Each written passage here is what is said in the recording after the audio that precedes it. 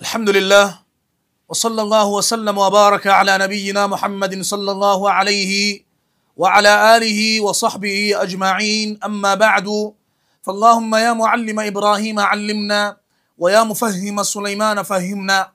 أما بعد، فالسلام عليكم ورحمة الله وبركاته.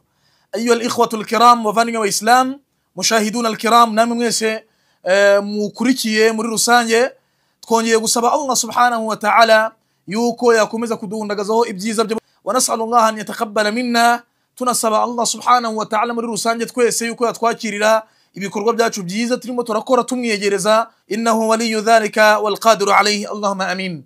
Tugiye kuzajya turebera hamwe zimwe muri ahadith zirimo Imana Muhammad sallallahu alayhi wasallam zitwubaka, ndetse tunagira n'ibyo tugenda twungukiramo, ndetse tunarushaho kuzisoma twibukiranya kugira ngo bitugirire akamaro. Fanasalullaha an yuwaffiqana bidhalik, turasaba Allah yuko adutera inkunga muri ibi ngibi, Allahumma amin.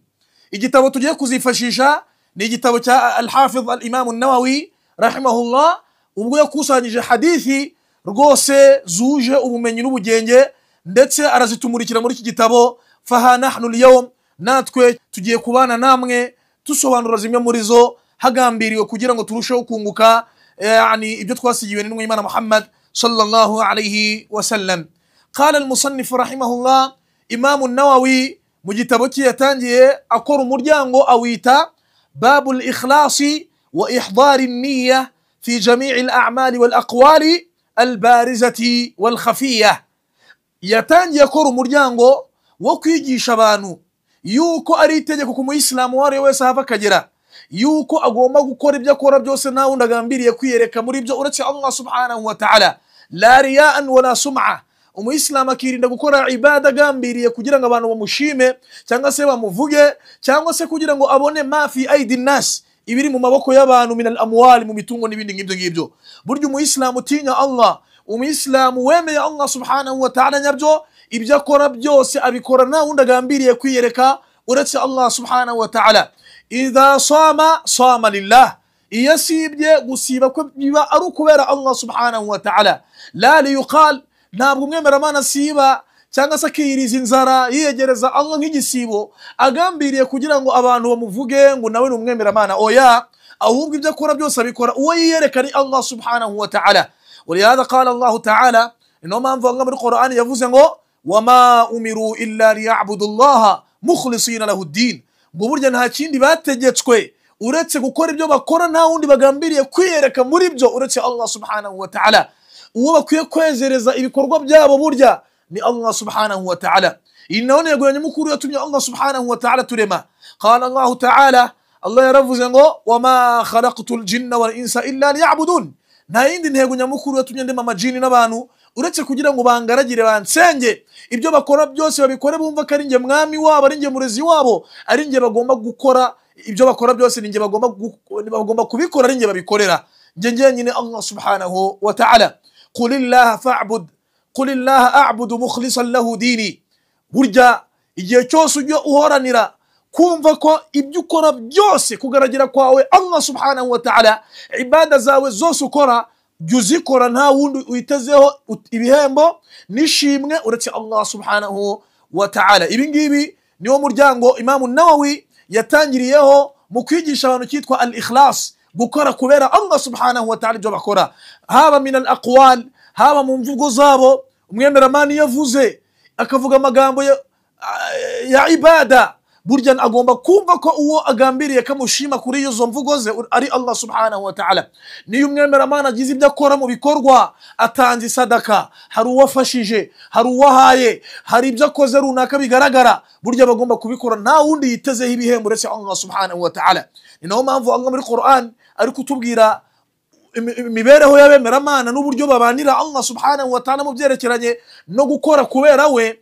Allah yaratubwiye ngo يوفون بالنذر ويخافون يوما كان شره مستطيرا ويطعمون الطعام على حبه مسكينا ويتيما وأسيرا إنما نطعمكم لوجه الله لا نريد منكم جزاء ولا شكورا إنا نخاف من ربنا يوما عبوسا قمطريرا.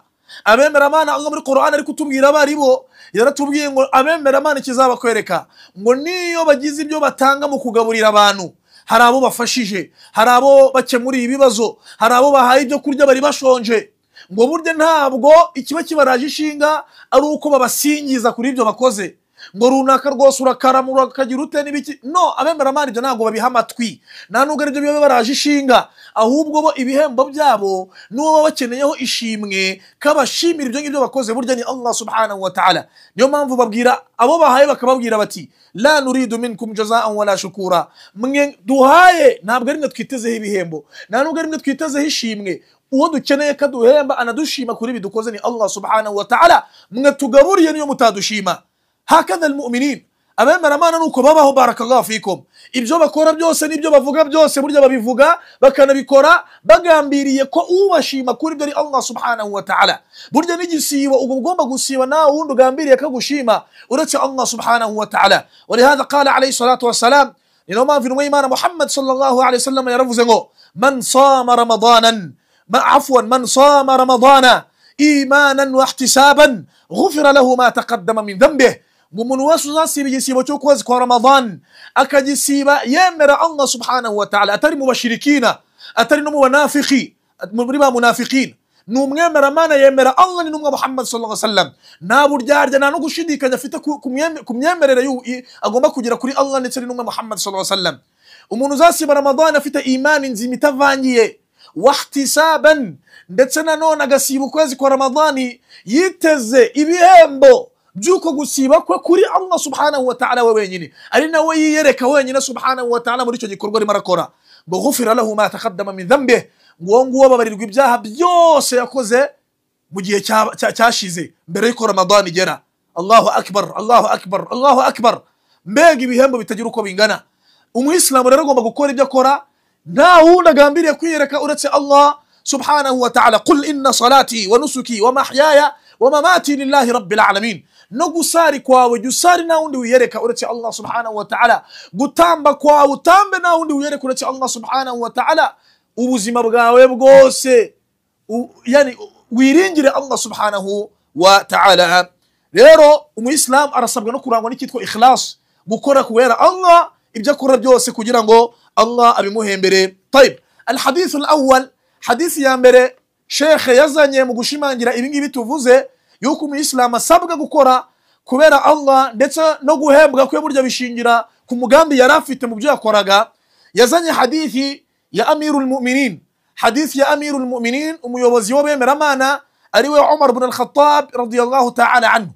Hadithi twagejejwe n'umusahaba wayoboye ubuyisilamu nyuma yo gupfa kw'intumwa y'Imana Muhammad sallallahu alaihi wasallam ndetse na nyuma yo gupfa kwa Abu Bakr as-Siddiq radiyallahu anhu.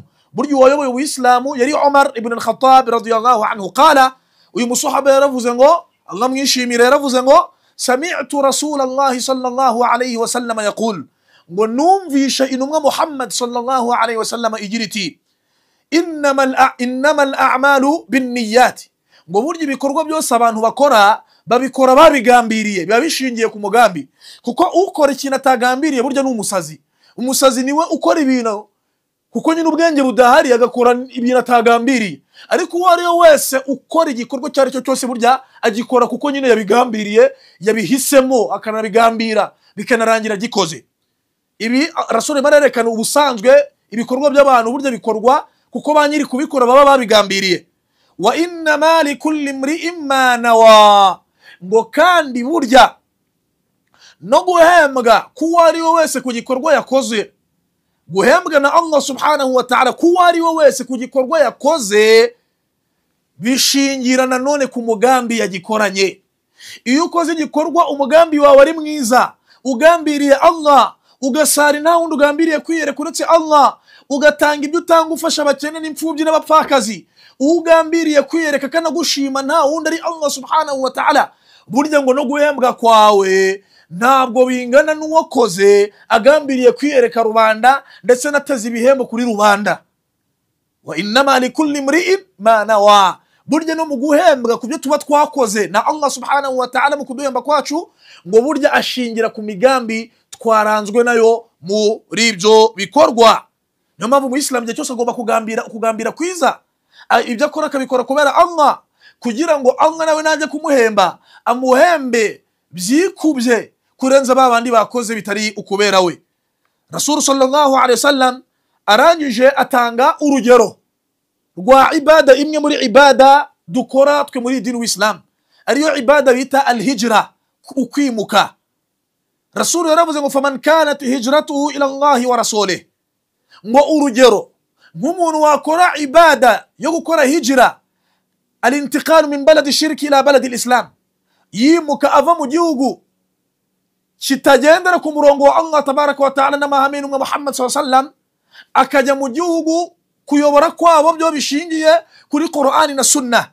Ngo umuntu wakora iyo ibada, naam, akavaho ngaho agiye mu gihugu cya Islam, naam, ngo agambiriye Allah subhanahu wa ta'ala n'intumwa Muhammad sallallahu alaihi wasallam, akabikora iyo ibada yumva ko ayikoze kuko nyine Allah bimutegetse, n'intumwa Muhammad sallallahu alaihi wasallam agambiriye gushyira ubuislamu bwe mu bikorwa neza bigendanye naho ngaho, we abona ko aribwo yabushyira ubuislamu bwe neza mu bikorwa kurenza hari. Nguwo igihe ari wo mugambi we, akimuka ari wo mugambi we, uwo nguwo rwose fahijratu ila Allah wa rasulih, koko uko kwimuka kwe Allah arabishima kanabyemera, koko ababikoze kubera Allah n'intumwa, na Allah iyo agiye kumuhemba amuhemba bishimishije bya bihembo yageneye babandi bakora ibyo bakora bagambiriye Allah tabaraka wa ta'ala we wenyine, ndetse no kumvira umuhamagaro n'itegeko ry'intumwa Muhammad sallallahu alayhi wa sallam. Uru n'urugero Rasul yatanze, ariko ibada ni nyinshi. Ubu binasobanuye ngo n'umuntu uzasari nta wundi agambiriye kwiyereka uretse Allah, ndetse no akanabikora kubwo gushyira mu bikorwa itegeko rya Allah subhanahu wa ta'ala, ari nawe ateze ibihembo, koko na Allah zamuhemba bigendanye n'umugambi we. Allah zamuhemba bigendanye n'umugambi we, uwo yaragambiriye niyo ari Allah, na Allah aramuhemba nyine ibyo yageneye babandi bakora ibikorwa nta wundi bagambiriye uretse we. Nanone umuntu uzasara agambiriye ko abantu bamureba akazi gusari, ubwo Allah subhanahu wa ta'ala nawe ibihano bye amuha, naam, ni ibimubereye kuko nawe yakoze ibihabanye n'ibyo yategetswe. N'uwasiba Ramadan agambiriye Allah subhanahu wa ta'ala, nari nawe ateze ibihembo, burya na Allah yagiye kumuhemba, amuhemba bishingiye ku mugambi we wuzuye, kuko ni Allah aragambiriye. Kandi iyo ugambiriye Allah, na Allah araguhemba subhanahu wa ta'ala, kuko ni nacyo dushaka, ni nacyo yadutegetse subhanahu wa ta'ala. Fahakadha nuko nguko n'izindi ibadati, nuko nguko n'izindi madha ibadati. Wal hijra, urugero Rasul yatanze rwo kwita hijra, kwimuka. Mu dini w'Islam cyitwa hijra ala thalathati aqsam, kigabanyije mu bice bitatu. Al-qism al-awwal, igice cya mbere, hari ibyo bita al-hijra, hari ibyo bita hijratul makan, kwimuka ahantu, uva ahantu hakorerwa ubwangizi n'ubwononyi hanasuzugurirwa Allah subhanahu wa ta'ala, ukahimuka ukimukira ahandi hatekanye, uzabasha kugaragira Allah neza, ndetse no gukora ibyo ukora neza bishingiye yani nkuko Allah subhanahu wa ta'ala bishaka. Ibyo ngibyo, iyo none ni ibada, ari nabyo Rasul yakoze n'abasuhaba ubwo bimukaga bakava Makka mu bashirikina, bababuzaga bakanabatesha umutwe mu kuba bagaragira Allah neza, bakababangamira, kuko Makka icyo gihe yari mu maboko y'abashirikina. Nyuma bakimuka bakava Makka bakajya Madina, kuko niho byashobokaga yuko bashyira ubuislamu bwabo mu bikorwa neza nta nkomyi ndetse nta nubabangamiye. Iyo rero ni ibada n'abasuhaba barayikoze ridwanullahi alayhim, Allah aranabibashimira, banabikora ari Allah bagambiriye subhanahu wa ta'ala, kuko Allah muri Qur'an yaravuze ngo abasuhaba ibyo bakoraga byose babikoraga yabtaghuna fadlan min Allah wa ridwana, bagambiriye ibyiza bya Allah n'ibihembo bye no kwishimirwa na Allah subhanahu wa ta'ala, ridwanullahi alayhim. Al-qismu thani, igice cya kabiri cya hijra, ni hijratul amali, umuntu gukora hijra, kwimuka igikorwa kibi. ولهذا قال عليه الصلاة والسلام, niyo mpamvu Rasul sallallahu alaihi wasallam yaravuze ngo wal muhajiru man hajara ma naha Allahu anhu, ngo burya uwimutse ukwimuka kwiza ni wa wundi wimuka ibyaha akabireka akabisezera, akayoboka umurongo ugororotse wa Allah subhanahu wa ta'ala. Burya uwo nguwo niwe uba wimutse ukwimuka kwiza cyane, gukomeye cyane. Umuntu rero nanone arasabwa by'umwihariko muri kwezi kwa Ramadan, iyi Ramadan igomba kugusiga hari ibyo wimutse mu byaha. Inzoga wanywaga Ramadan ikagusiga uzisezeye, uzimutse, byitwa ngo uziteye umugongo. Itabi Ramadan ikagusiga wariteye umugongo.